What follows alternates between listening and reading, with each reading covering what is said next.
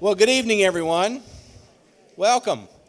My name is Ken Howard, and as Director of the North Carolina Museum of History, it's my pleasure to welcome you to the second annual American Revolution Lecture Series sponsored by the North Carolina Society of Cincinnati. We appreciate all the support that the Cincinnati gives us, not only for this lecture, but also for educational programs and other things. So I'd like to have a round of applause for the Society of Cincinnati and all their members.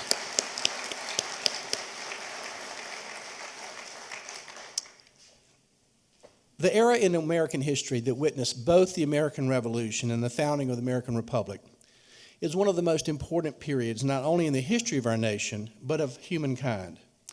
According to the eminent historian Goodwoods, this transformative period ushered in a new society unlike any other that had ever existed anywhere in the world. To further the study and appreciation of this significant era, the North Carolina Museum of History is proud to join with the North Carolina Society of Cincinnati to present this ongoing lecture series featuring some of the leading historians and scholars of the Revolutionary period. And now it's my pleasure to welcome Tony Maupin, President of the North Carolina Society of Cincinnati. Tony earned his BA in American History from the Citadel. After serving the U.S. Army 3rd Armored Division, he began a career in the leisure, travel, and customer service industries. He formed Maupin Travel in 1979. Who hasn't booked through Maupin Travel? Serving as its president for 35 years before retiring in 2014. Tony's interest and commitment to the Raleigh community extends far beyond his professional affiliations. He's the fundraising chair for the Make-A-Wish Foundation of Eastern North Carolina. He's the past president of the Raleigh Little Theater, the past chair of the Downtown Raleigh Development Committee, past chair of the Greater Raleigh Convention and Visitors Bureau, and in addition, he served as the past chair of the Wake County Republican Party. Please welcome Tony Maupin, the current president of the North Carolina Society of Cincinnati. Tony?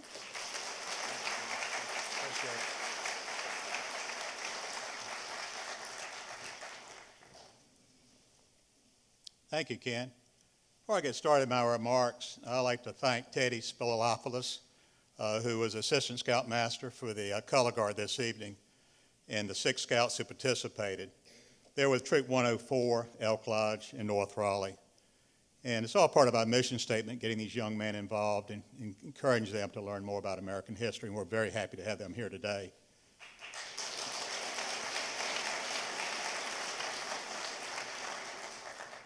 I'd like to thank you, Ken. What a masterpiece you have here, created at the North Carolina Museum of History.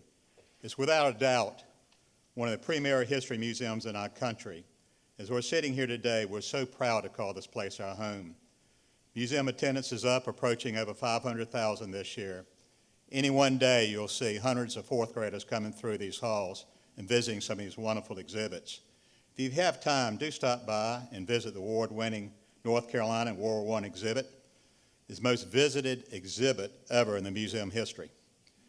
Members of the North Carolina Museum of History Associates, members of the North Carolina Society of Cincinnati, and spouses along with special guests, it is my sincere pleasure to welcome you to our second annual American Revolution Lecture Series.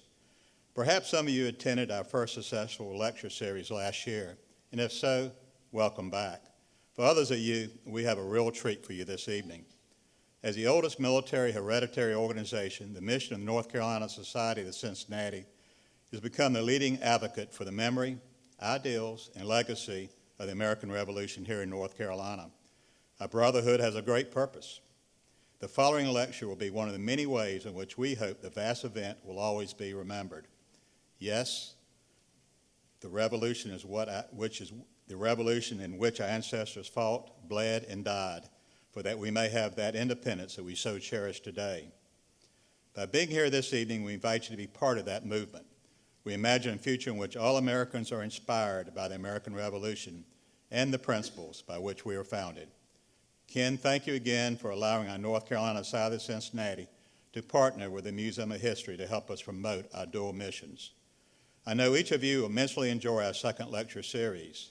Yes, there will be time for questions following our talk and a book signing later on. This time, I'd like to introduce Stuart Dorsett, who will be introducing a guest lecturer. Stuart is a Davidson College graduate, a Raleigh native, and a practicing attorney with Brown Advisory based in Chapel Hill, specializing in strategic advisory for his clients. It was Stewart's visionary wisdom, serving as our chair of our grants committee and working closely with the North Carolina Museum of History that made our second annual lecture series all that possible, and we're so indebted to him. At this time, I'd like to introduce Stuart Dorsett.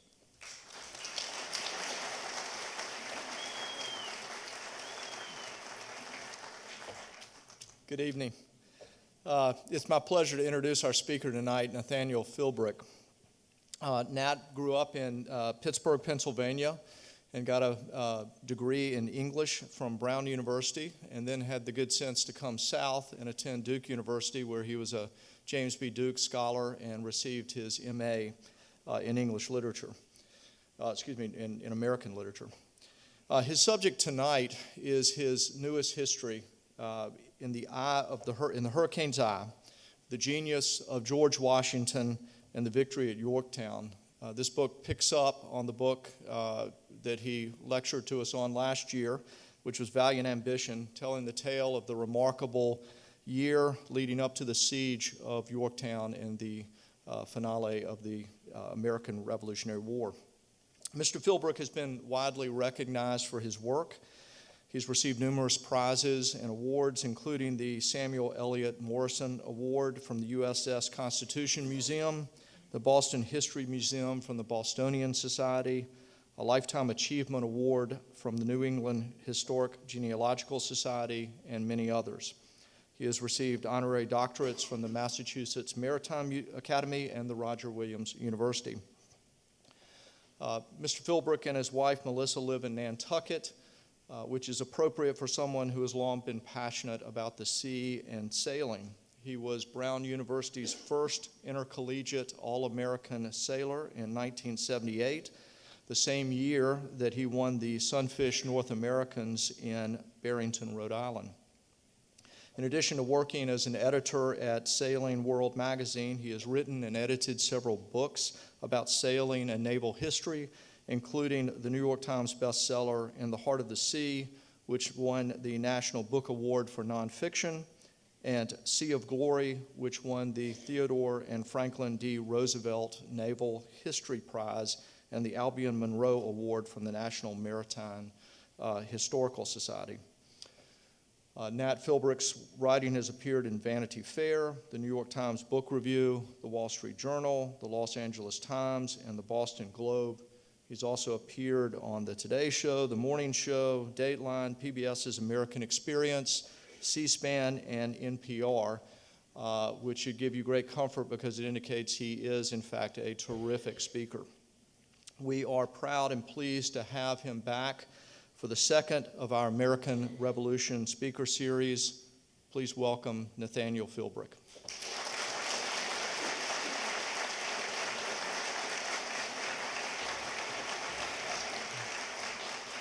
Well, thank you. It is great to be back in North Carolina, and I heard there was a basketball game last night. Wow. Very interesting. And I just love to be in the lobby of this amazing building with the Wright brothers playing right there. And one of the reasons I was very excited about the prospect of writing what eventually became In the Hurricane's Eye was that it's basically my take on the Year of Yorktown is that it all came down to a naval battle won by the French. No Americans involved, the Battle of the Chesapeake.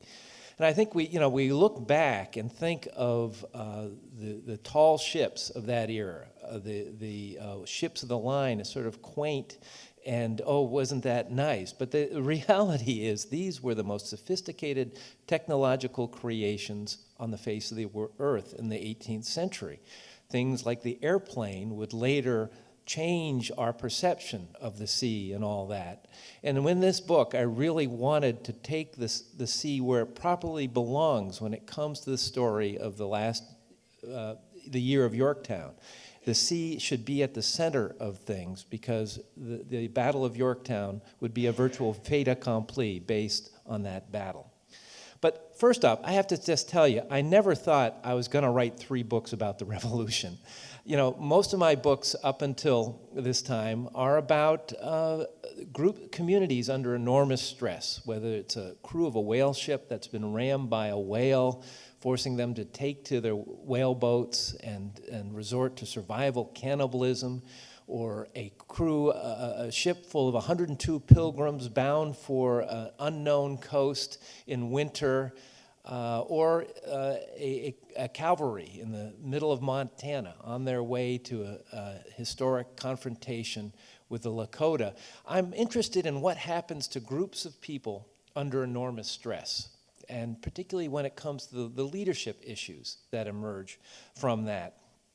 And I live on Nantucket. It's an island 30 miles off the southern edge of Cape Cod, and it's got a population, year-round population of about 17,000 people. And I've been there 33 years now. And one of my first interests in history was when we moved to Boston shortly after my wife and I had our first child. And we were living in the North End, which is really the historic core of Boston. And I began to wonder, what was Boston like at the time of the Revolution? And I quickly began to realize Boston bore absolutely no resemblance to the Boston of today. It was an island. It was a 1.1 square mile island with a population of right around 17,000. It was almost precisely the same kind of social dynamic as Nantucket. And I have to say, after spending so much time on Nantucket, it's very personal. You may not know everyone's name, but you recognize them. And I decided I wanted to find out what happened to the city of Boston under the enormous stress of a revolution that would literally turn that city inside out as the British occupied Boston and were surrounded by the provincial soldiers stationed in Cambridge and Roxbury. And so that's what motivated me to write what would eventually become Bunker Hill. And the Battle of Bunker Hill is really the climax of that book. But I found myself strangely fascinated by the gentleman that arrives a few weeks later, George Washington. This was not the George Washington on the $1 bill. This was George in his early 40s, red-haired, fiery, aggressive, not yet the defensive-minded general he would eventually become. He arrived in Cambridge and was not impressed by the New Englanders he found there. You know, in New England, at least on Nantucket, we still have the tradition of the town meeting. Now, this is democracy at its bare-knuckle best, where a group of townspeople get together and basically argue about the issues of the day. It's democracy at its bare-knuckle best, and somehow a decision is made. And these New Englanders who were raised with the institution of the town meeting, when Washington would give them an order, would say, whoa, wait a minute. We're going to discuss whether or not we want to do that, and if we decide we want to do that, that'll be fine. And this drove Washington crazy. He decided, you know, I can't fight a long-term war with this army. So he wanted to attack Boston and burn it to the ground if necessary. Get the British out of here. There's just no way we can fight a long-term war. Several times he would bring this before his Council of War, and every time he was voted down unanimously.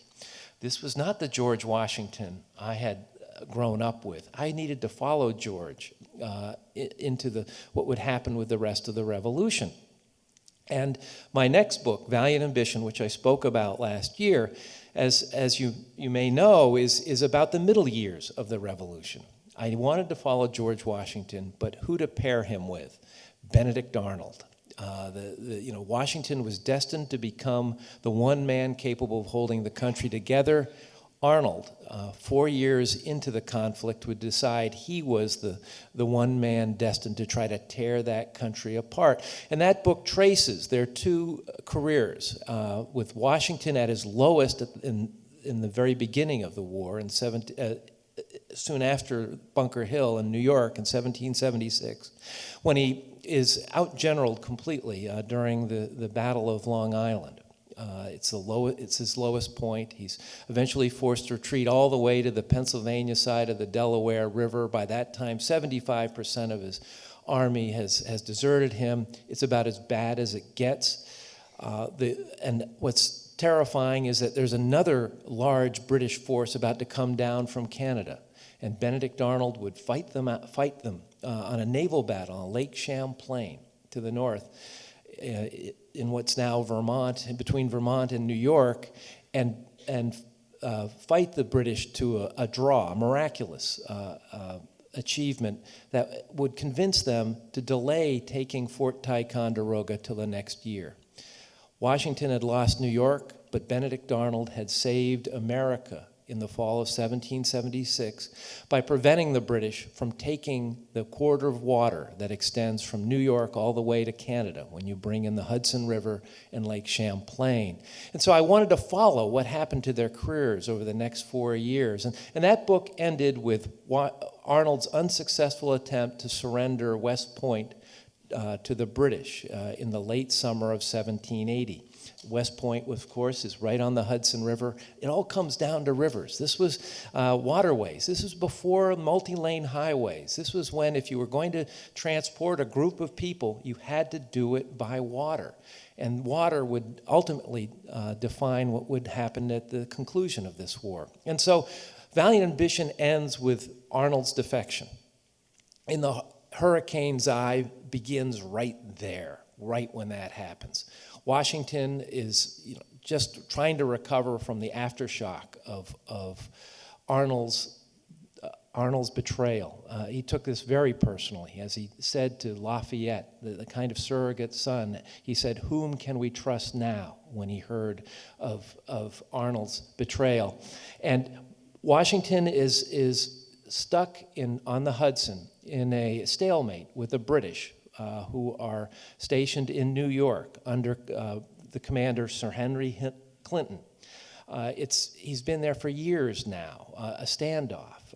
Washington says it's as if we are towing a cart without wheels. There's just nothing going on in this northern theater of the war. What's happening is happening to the south. In the spring of 1780, the British sail down the coast and eventually take Charleston. This is a huge setback. Clinton leaves Cornwallis to push into the interior of South Carolina.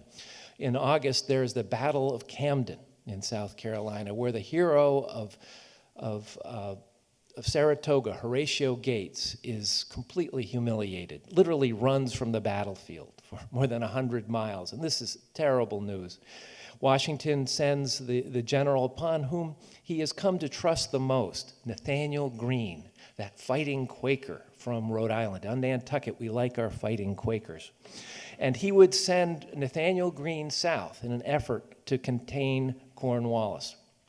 In December of 1780, Britain's newest brigadier general, none other than Benedict Arnold, is sent south to the Chesapeake. Arnold quickly proves that he just might be the best general on both sides when he marches up the James River to the wartime capital, relatively new wartime capital of Richmond, so far inland that it was assumed the British couldn't get there. That does not prevent Arnold from coming up, burning much of Richmond, sending Governor Thomas Jefferson running for his life, and then begins to dig in Portsmouth, Virginia. Washington is, this is the greatest affront. Here is Benedict Arnold in his home state, and he sends Lafayette down to do battle to try to contain Benedict Arnold. He's desperate. What can he do? But he has a plan, and he's had a plan for 2 years, and it involves the French.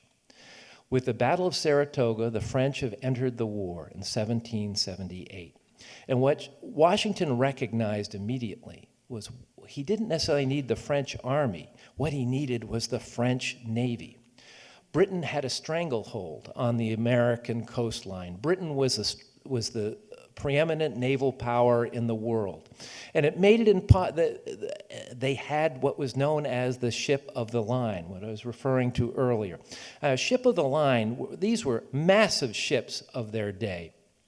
And they were called a ship of the line because in a naval battle, the one side would line up their ships, creating a floating version of a land-based fortress, while the other side would line up sometimes just 50 yards away, creating their own version of a fortress.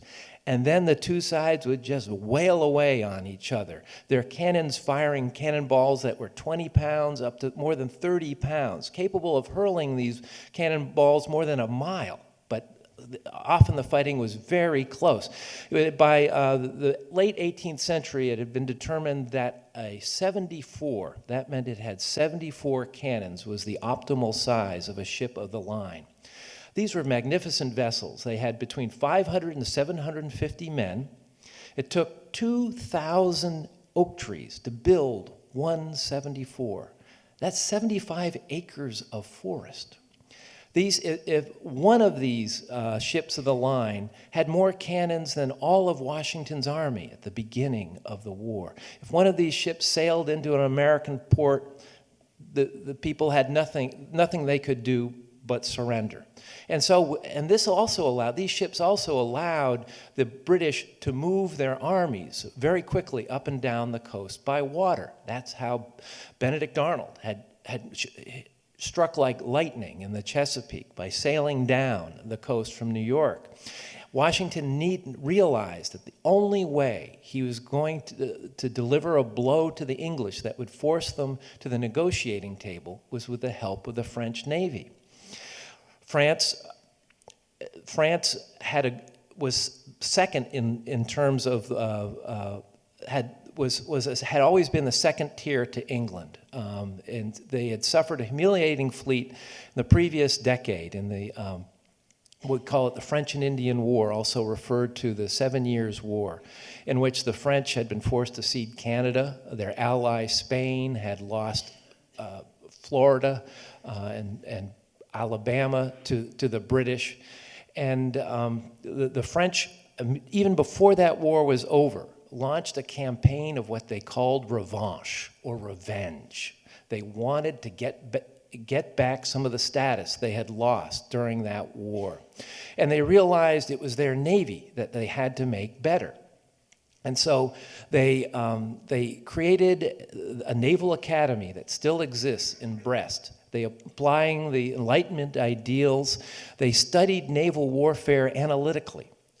They created tactical manuals that were way beyond anything the English had. They created this was before cell phones and radios. The way you communicated from ship to ship was with signal flags. The English were using a system that dated back to the previous century. Different fleets in their navy had different signal flags, and so there was often confusion when two fleets combined. The French came up with a much more sophisticated numerary system that made their ability to communicate much more effective in the heat and smoke of battle. And so this was a new French Navy. And in the spring of 1778, when France joined the war on our behalf, and remember, they joined the war not necessarily to help us, although that was part of what was going to happen. They wanted to take it to Great Britain. And in the first skirmishes in the English Channel in 1778, the French immediately showed that they were a different navy. And this sent shockwaves through the British Navy that things were changing. And all Washington wanted was a large fleet of these ships to sail up the coast of North America, establish what he called naval superiority, which would enable his army then to fight aided by this huge force, and that's how he could win the war. But the problem was, as soon as France and then Spain entering with them, as soon as they joined this conflict, they turned a colonial rebellion into a world war.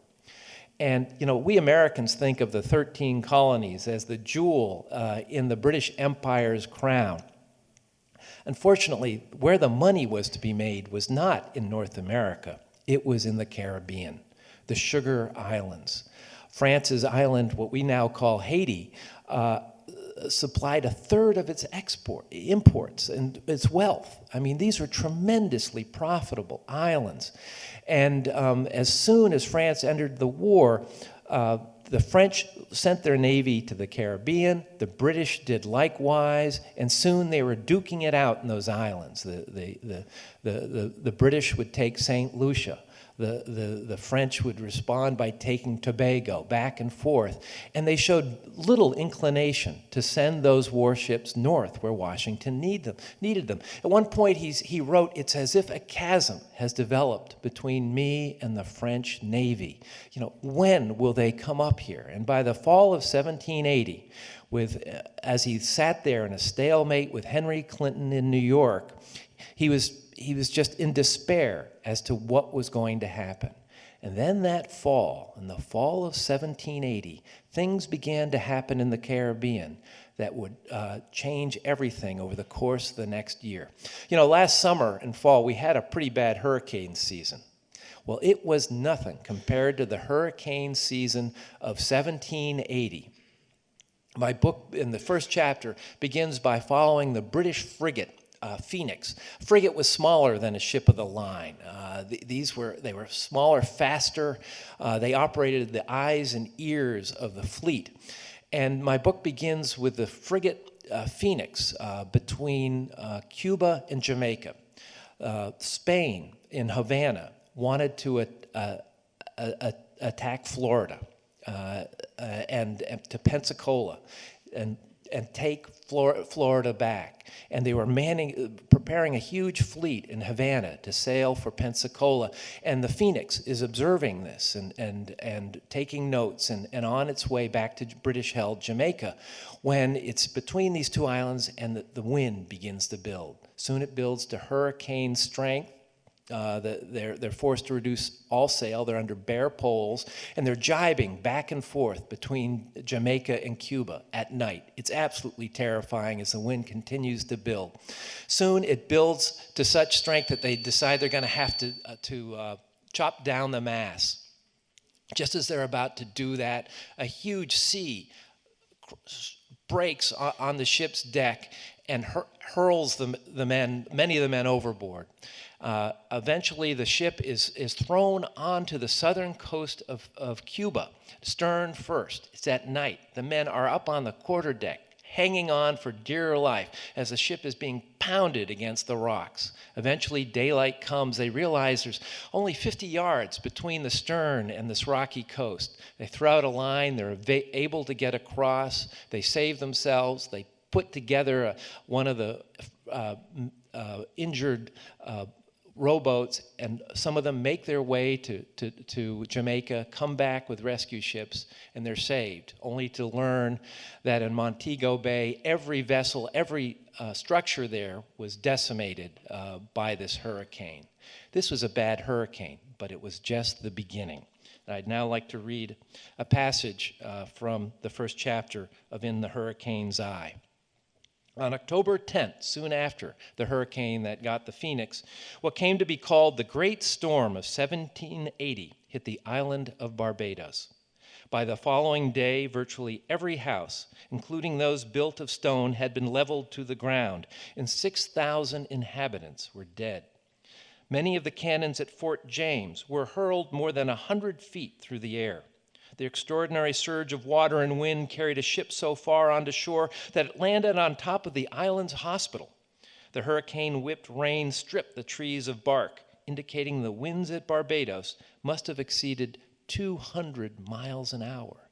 The trees were power-washed of their bark. A similar scene of destruction occurred at St. Lucia, St. Vincent, and Martinique, where a convoy carrying several thousand French troops was blown out to sea. One estimate puts the total death count of the Great Storm of 1780 at 22,000, making it the deadliest hurricane in recorded history.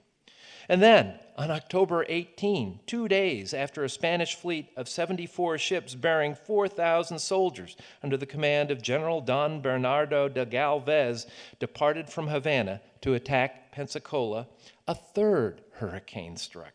Known today as Solano's hurricane for Jose Solano, the admiral in charge of the fleet, the storm ravaged the Gulf of Mexico for 3 days. and ultimately drove the remains of the Spanish fleet back to Cuba, with dozens of vessels sunk and dismasted and hundreds of soldiers and sailors drowned. Solano and Galvez reluctantly decided to postpone the attack until the following year. The lesson was impossible to ignore. Given the seasonal dangers of the storm-battered string of islands, the best place for a navy in the summer and fall was anywhere but the Caribbean. Up until this point, France had viewed a naval expedition to the north on the behalf of the United States as a possibility, but hardly a priority. After that horrendous October, a different attitude prevailed, and thus begins the year that will ultimately determine the fate of America. Now, one of the things I began to realize in working on this book is that Washington was not only fighting the British, he was also managing an international alliance. This is a very difficult thing to do, different cultures, and remember, in the previous war, France had been America's avowed enemy. And so there was a lot of people had prejudices, and it was very tricky for Washington. And making it all the tougher was that France was beginning to lose faith in the American cause. This was going on much longer than they had thought, and they were rightly concerned that the American people were losing interest in this war.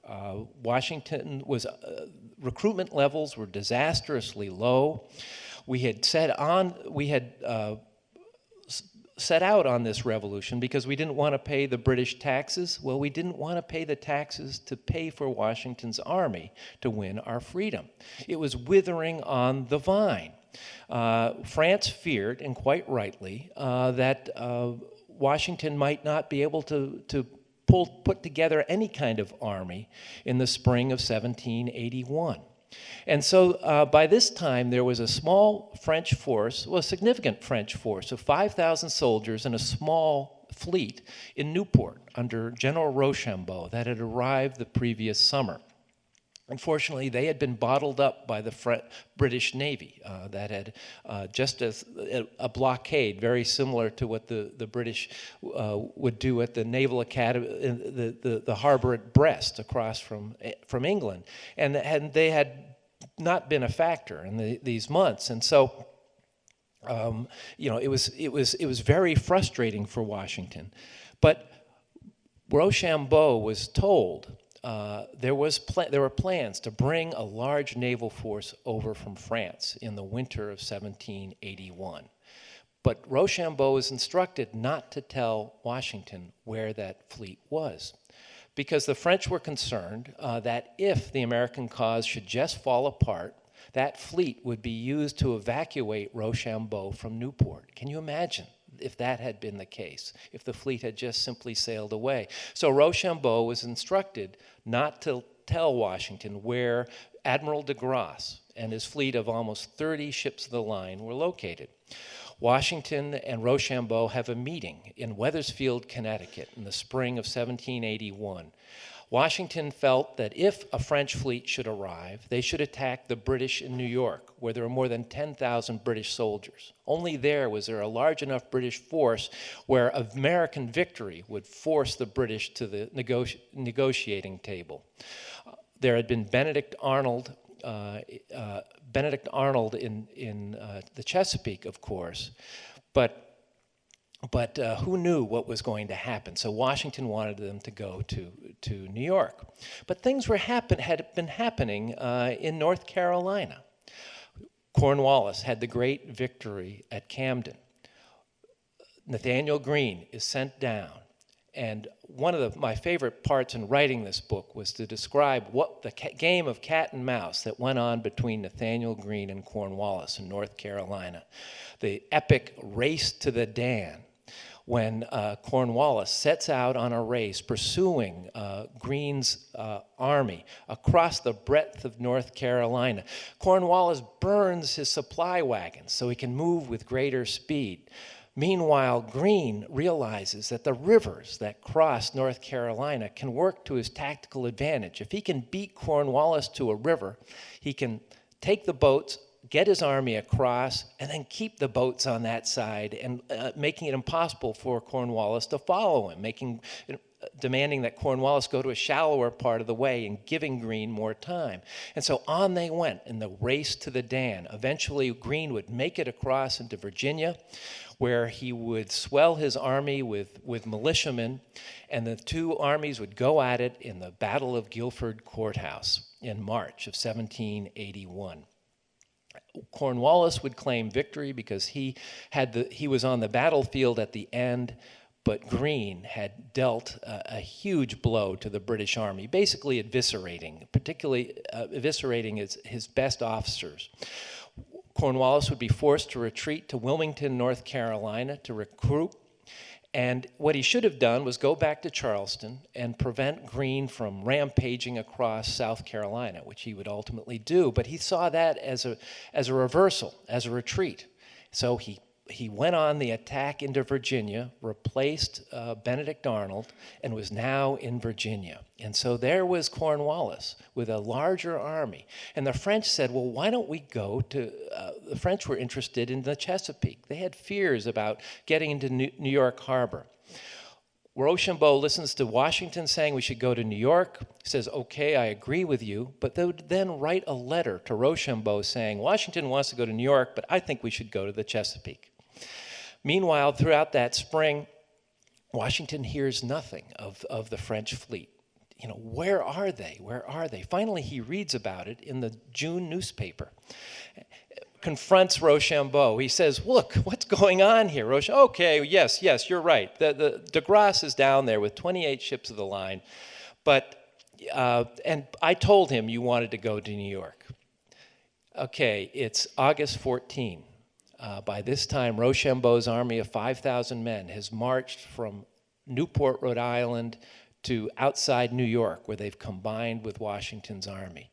Washington gets the letter from de Grasse that says he is sailing up the coast. Finally, they're leaving the Caribbean, but instead of going to New York, he's going to the Chesapeake. Washington is not happy about this. There are two delegates from Congress who are with Washington when he gets the message, and they can't believe the anger he expresses. They sort of go back to their rooms and, oh my goodness, what's going on? And then they come back for breakfast, and Washington is completely different. He's calmed down. He's realized, okay, this is not what I wanted to do, but this is what's going to happen. And as he says to them, what can you do to help me in this? This was Washington. He was a man of deep emotions, but he had the ability to control those emotions after they were expressed privately. And so he and Rochambeau launched on what would be an epic march all the way down to Williamsburg and ultimately Yorktown. Because by this time, Cornwallis has dug into Yorktown. He had been wandering around Virginia as Lafayette chased him around, but now he was digging it in. Wow, now there was a possibility of capturing him. This wasn't the case just 2 months before. All the pieces were falling into place. Washington realized that he had to convince British General Clinton in New York that they were attacking New York, not the Chesapeake. He did a brilliant job of convincing Clinton of this.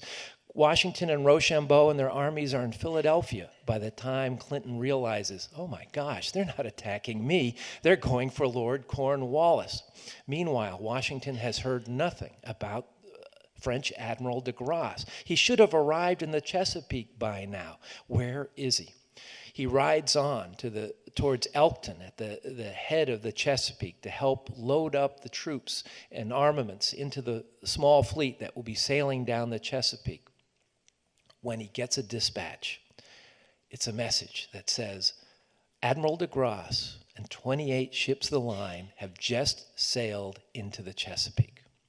Washington turns his horse around and makes for Chester, Pennsylvania, where he knows Rochambeau and his entourage of officers are about to arrive after a water tour of the Delaware. They see someone on the dock with a hat in one hand and a handkerchief in the other, jumping up and down and waving. And they go, who could that be? Washington would never do that. It was Washington.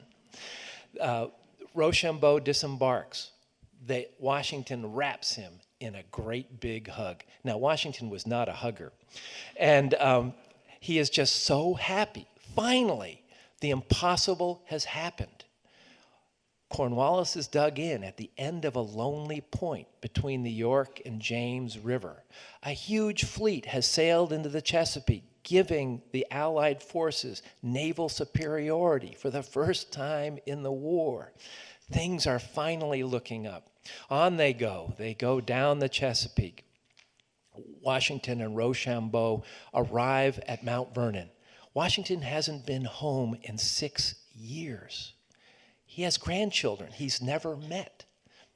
They spread out their maps on the dinner table to strategize. On they go. Washington's just a few miles from Mount Vernon when he gets another dispatch. The British Navy has arrived at the mouth of the Chesapeake. Admiral de Grasse has sailed out to meet them. That was days ago. No one knows what happened. As Washington's aide would say, Washington, very concerned. And he had reason to be, because in the history of encounters between the French and the British always won. But not this time. And I'm not going to go in details about this battle, because that's why you have to buy the book. But I will say, we think of Yorktown as the battle that quite rightly won us our independence.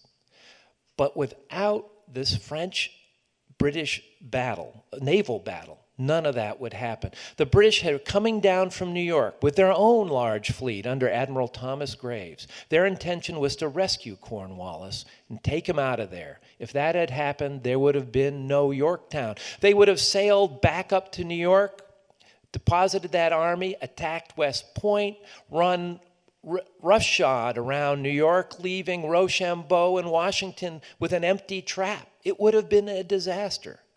But no, de Grasse would defeat the British Navy, forcing them back to New York for repairs. Just as Washington and Rochambeau arrived, the trap closed, and by the middle of October, Cornwallis would be forced to surrender. Now, in writing this book, I so much wanted there to be a time where Washington could go, yes, we've done it.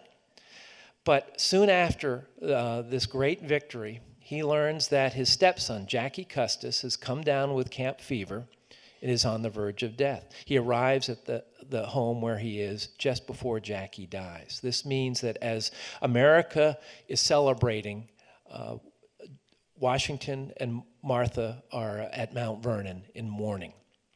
And this is the great victory, but it will take 2 more years before there's a negotiated settlement. And these were 2 very difficult years. Once again, Washington is dug in along the Hudson River, this time at Newburgh, New York. Washington's officers aren't happy. They haven't been paid.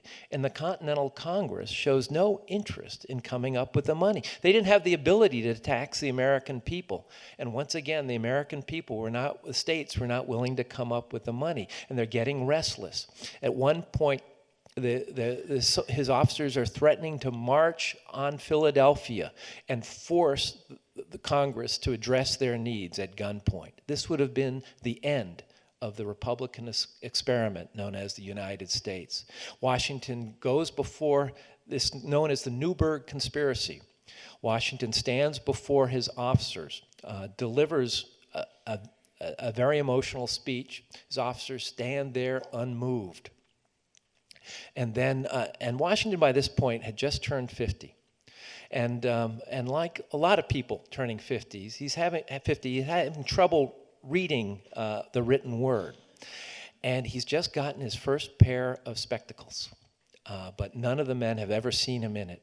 He delivers the speech. His men are just staring at him, unmoved, and then he says, "I have a letter from one of the congressional delegates that I'd like to read to you. It's sympathetic to our cause." He takes the letter, starts trying to read it, can't make out the handwriting, takes out his spectacles, and he says, I have not only gone gray under your service, I apparently am going blind. And then he put on the glasses that no one had ever seen before, a sign of frailty. Everyone was in tears. Washington, he had them. Henry Knox, the stalwart, the head of the artillery, immediately jumps up, and Washington leaves, and they come up with a resolution supporting Washington and the Congress. Washington saved America in March of 1783. Finally, in the fall of 1783, the British evacuate New York. Washington has a very emotional farewell with his men at Fraunce's Tavern, and then it's on to Annapolis to resign his commission. Why Annapolis? Well, the Continental Congress was so fearful that they were going to be attacked by their own army that they decided they had to flee Philadelphia for Annapolis. It would take them several weeks to come up with a quorum. So Washington had to cool his heels while they were trying to bring in delegates. And this is an extraordinary situation. He is resigning his military commission. When George III hears that this is Washington's intention, he says that if he does that, he will be the greatest man in the world, walking away from ultimate power. When Washington finally appears before Congress at the State House in Annapolis, his right hand is shaking so severely that he has to hold it with his left. He gets through the speech, and then he and his two aides and Billy Lee, his enslaved manservant, who's been with him every day of the war, head out on December 23rd for Mount Vernon. On Christmas Eve, they finally arrive at Mount Vernon. Now, I finished the last page of In the Hurricane's Eye on Christmas Eve. It was a very different Christmas Eve for me, I have to say. I mean, I had been, 3 books about the Revolution. And what I finally was left, I mean, I grew up in the 1960s where, the military were, they weren't heroes, this was whatever. And I have a hard time with the term hero. But Washington is a true American hero. Without him, we would not be a country. And I think a hurricane is the appropriate metaphor for the Year of Yorktown. I grew up thinking that the revolution was linear, a linear progression, with each battle as a stepping stone to God-ordained and ultimate victory.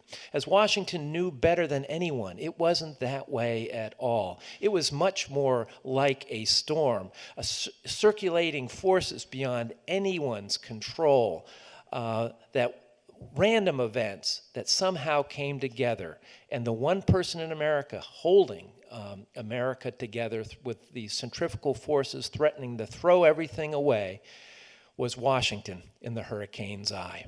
Thank you very much.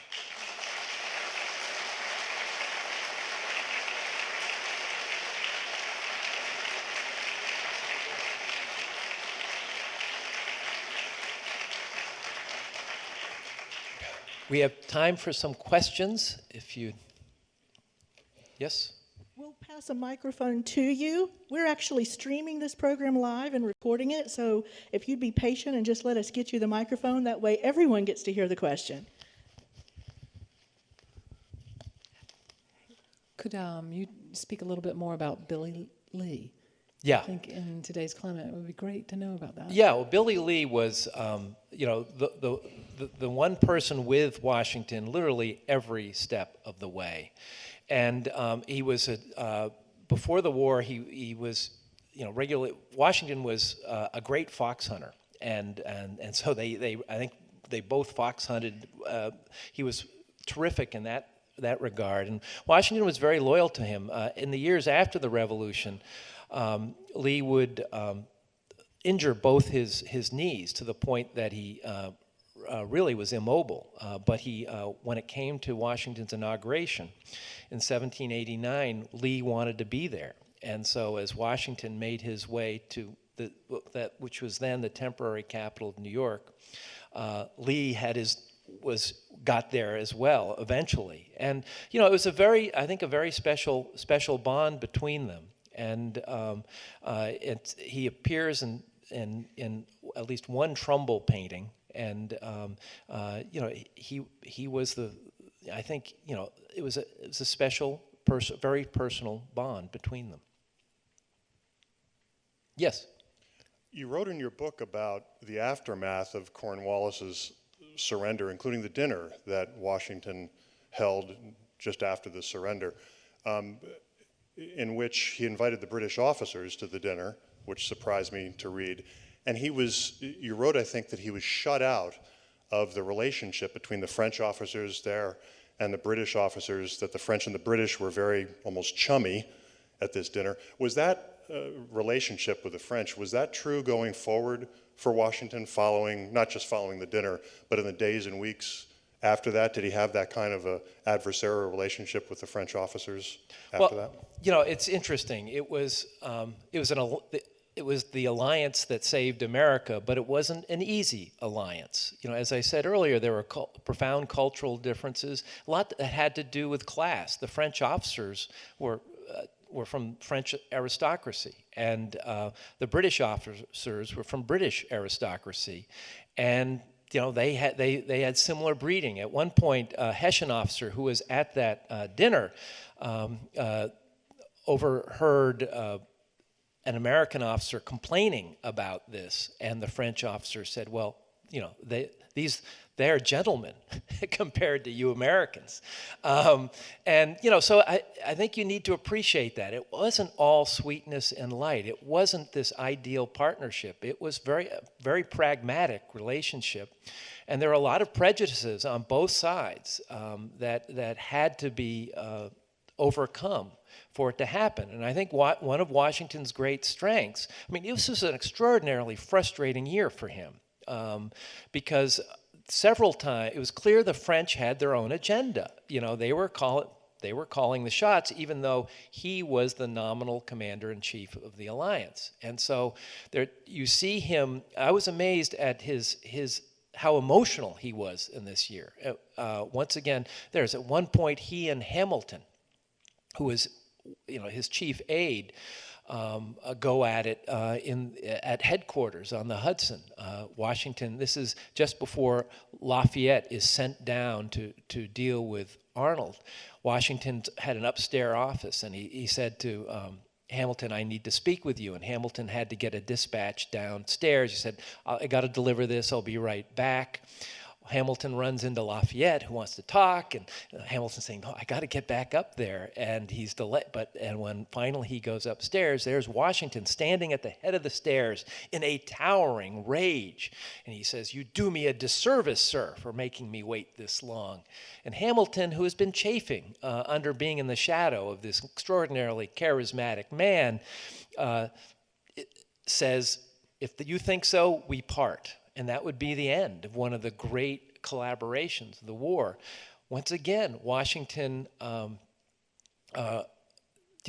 Hamilton assumed, well, I'm never going to get a field command after this. Washington could get angry, but he never let his emotions get in the way of his better judgment. He recognized that Hamilton was an extraordinary individual and very talented, and much to Hamilton's surprise, he would get the position he deserved when it came to Yorktown, and he would be there. And so, so I had, there were intense emotions. Alliances are not easy. Look at World War II, how difficult that was. And so I think one of Washington's great achievements was his ability to take all this in stride, even if it pushed him to the limit, always recognizing it's important that I do what is right for the country. Well, the previous questioner asked about Lafayette and about Hamilton. So I'm left with asking you, do you still race sunfish? Well, do I still race sunfish? Well, you know what? I several years ago donated my sunfish to Nantucket Community Sailing. So if you're ever on Nantucket and you want to rent a boat at Jetty's Beach and you rent a sunfish, there's a good chance you'll be sailing in the boat with which I won the 1978 Sunfish North Americans. My wife and I met teaching sailing and many moons ago. And we have a Herreshoff 12.5, which is about 15 feet long, and a 38-foot yawl. And so we still sail, but under different circumstances. Nathaniel, your writings are absolutely marvelous. We really enjoy them, every one of us in Cincinnati. I was curious about the term hotshot. Does the term hotshot come from the naval hotshot that they used during the colonial wars there? That is a very good question. There are so many naval maritime terms that are, like to blow a gasket. That is, a gasket was what you tied the sail to the spar with when you furled it. And so when when the wind got in there and blew the gasket, that's what happened. It's not from an engine or anything like that. That's where it started. I don't know if hotshot, and by the way, hotshot is when you wanted to, this occurs during the Battle of Yorktown, the Siege of Yorktown. The British had some frigates anchored off Yorktown, which had artillery and were firing on the French and American forces. And finally, the French, who had the greatest artillery in the world, decide it's time to get rid of those frigates. So they fire hotshot, which is a cannonball heated till it's literally red hot. And you pick it up with tongs, you put it in there, fire, it goes into the ship, and it catches fire. And so I can't, that's a good question. Yes? George Washington, the war took a heavy toll on him. Was there a lot of reluctance on his part to become the first president of the United States? Simply because that was a long war and he was obviously physically pretty wore out. Oh, yeah. No, and I think I have to, well, this will lead me to tell you what I'm doing for my next book, which will be sort of an answer. So thank you, sir. I'll pay you after.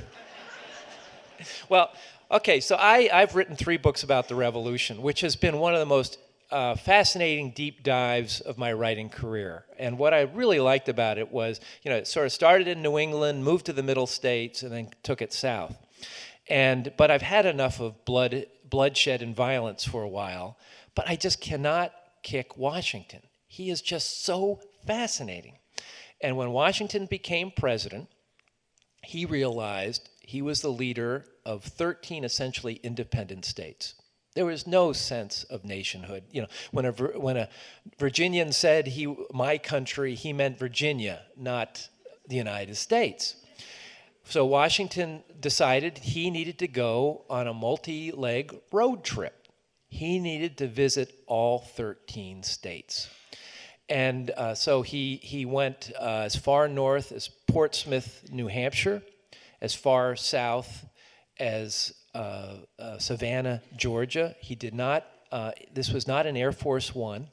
This was in a carriage pulled by 4 horses with 2 aides and some servants. And he went, he went from little town to little town. Often before he came to a town, he would get out of the carriage, get on his great big white horse, and ride into town. After 8 years as commander-in-chief of the Continental Army, he knew how to make an impression. And what he did was, through his extraordinarily charisma, is show everyone in every state, in every little town, that they were part of something bigger than what they knew. They were now part of a United States. And so my wife and I are following George Washington's travels as president. It's going to be a little different book for me. Most of mine are straight history, but this is going to be as much about our journey as Washington's. It's going to be called Travels with George in Search of Washington's America. And one of the things, my wife and I are in the midst of this. We just completed his New England tour. And one of the things that is, and this is speaking to Washington, the war took a toll on Washington. But Washington could not sit still. I mean, we're following Washington by car, and we're having a hard time keeping up with him. He would go 35 miles a day, stopping at the towns along the way. I mean, it's just remarkable. the stamina he had. In the years after the Revolution, he wrote to everybody saying, I can't wait to get to my vine and fig tree and finally retire. But within 9 months of his return to Mount Vernon, he headed west being Pittsburgh, where I grew up, to look with the ostensible purpose of looking at the tens of thousands of acres he had out there. There were squatters who were refusing to pay him rents. But he was also convinced that the Potomac River would be what the Erie Canal would become, the waterway that would connect the East with the West. He was a genius, not like Hamilton, who was so brilliant he could read 25 books and write the Federalist Papers like that. Washington was the type of person who could dial out the static of life, realize what is the most important thing for me to do. And what he realized after the Revolution was the most important thing was the Union. The Union. This had to be something more than the states. We needed to be a true United States. And so he followed that. And yes, he was exhausted and told everybody he didn't want to be president, but who else was going to be president? I think it would have driven him crazy if someone else was president. So he was reluctant. He didn't really want it, but there was no one else. And if he didn't go, he'd be walking away from the legacy he had created. He had no choice in the matter. And so, and it wasn't easy for him. The first term, he went on this road trip partly for his health. The presidency was killing him.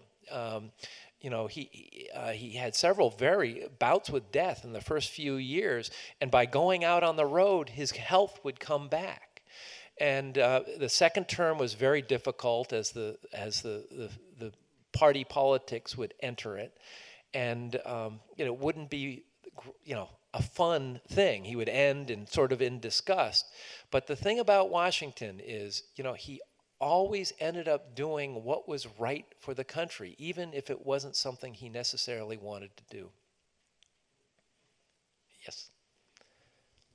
What happened to Cornwallis after the battle and then thereafter in history? Yeah.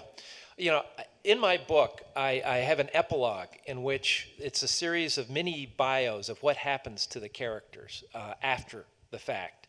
And Cornwallis is a really interesting thing. You'd think the guy lost the war. He lost America for Great Britain.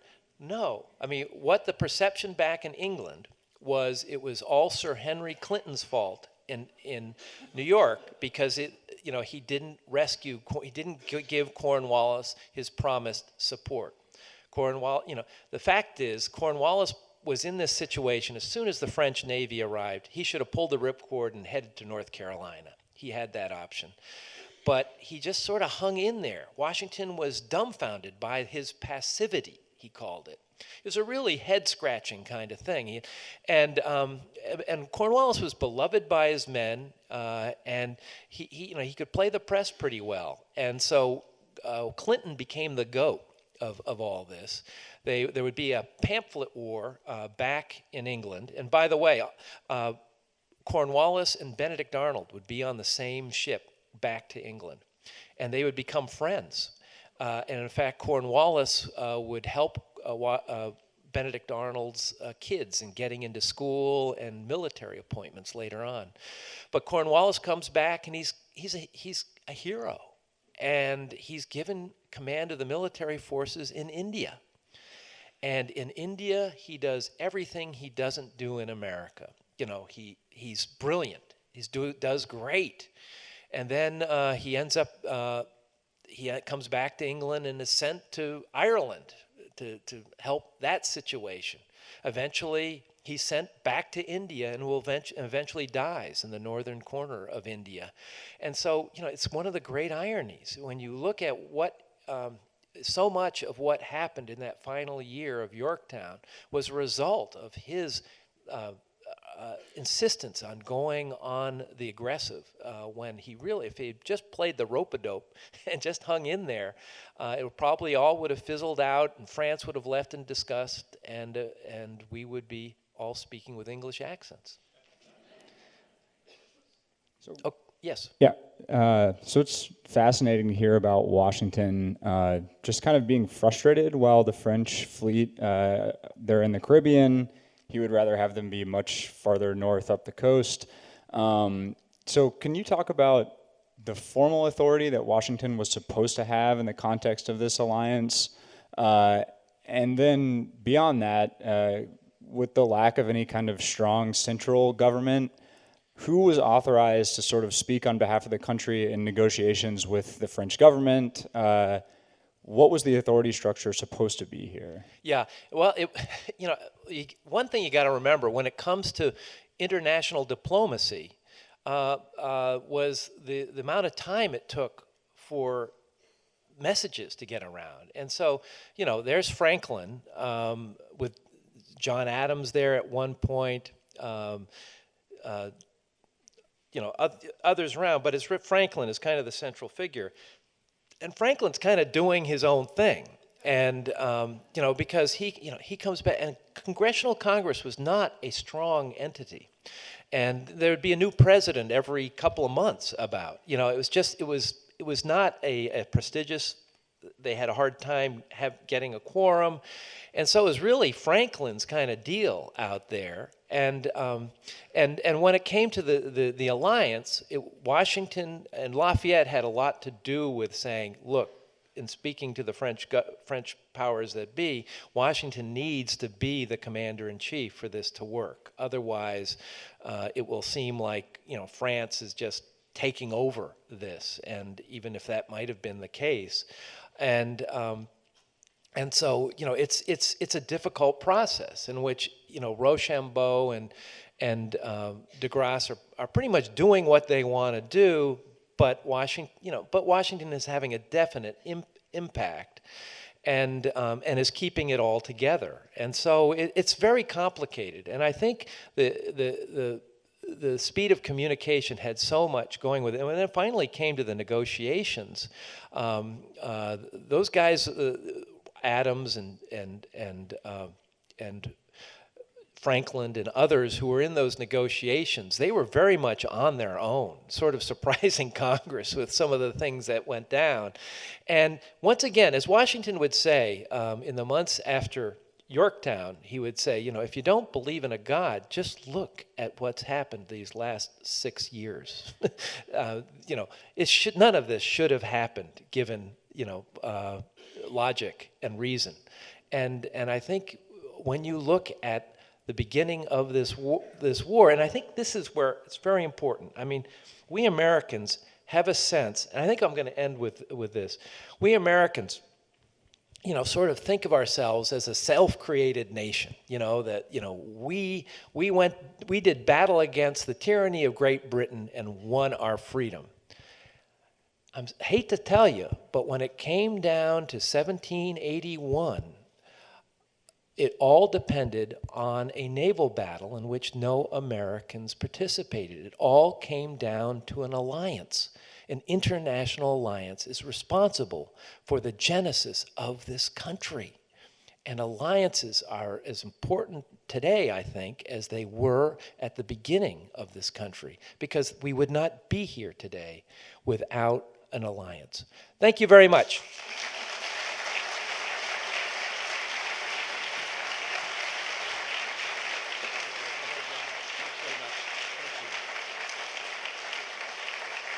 Thank you, Nat. What another great speech. Again, before we move to the lobby for book signing of In the Hurricane's Eye, I want to let you know about two more upcoming presentations that we have that explore some other pivotal moments in American history. This year marks the 50th anniversary of the landing on the moon. And the museum is going to do an exhibit called, and I can't remember the name of the exhibit, but we're going to do an exhibit on the it's been a long day. One Giant Leap, and it's all about North Carolina's participation in all the NASA race to the moon. As part of that, we are having Gerald Griffin, who is the former NASA flight director during all of the Apollo missions, is going to come to the museum on Thursday, April the 4th, to do a talk on his account of how things went down with all the Apollo missions, including Apollo 13. So we hope you'll join us for that talk, because he's in his 80s, but he's really an excellent speaker and has a lot of stories to tell. On May the 21st, the North Carolina Museum of History Foundation Distinguished Lecture Series will feature noted historian and best-selling author Michael Beschloss. Drawing upon his latest work, Presidents of War, he reveals the leadership secrets of America's presidents, especially how they withstand the physical and emotional pressures of war and how they worked out. To receive advance notice of these and other engaging programs, please consider becoming a member of the North Carolina Museum of History Associates. If you're not already a member, it's a great thing to do. Not only it brings you into the museum for lots of great events like this, but also keeps you apprised of all the things that are happening in North Carolina history. Membership information is available in the shop, along with copies of Nat's book, In the Hurricane's Eye. For more information, you can visit our website right here, ncmuseumofhistory.org. Thank you again for coming tonight. It's a pleasure to have you all here. And thank you, Society of Cincinnati, for helping us sponsor this series.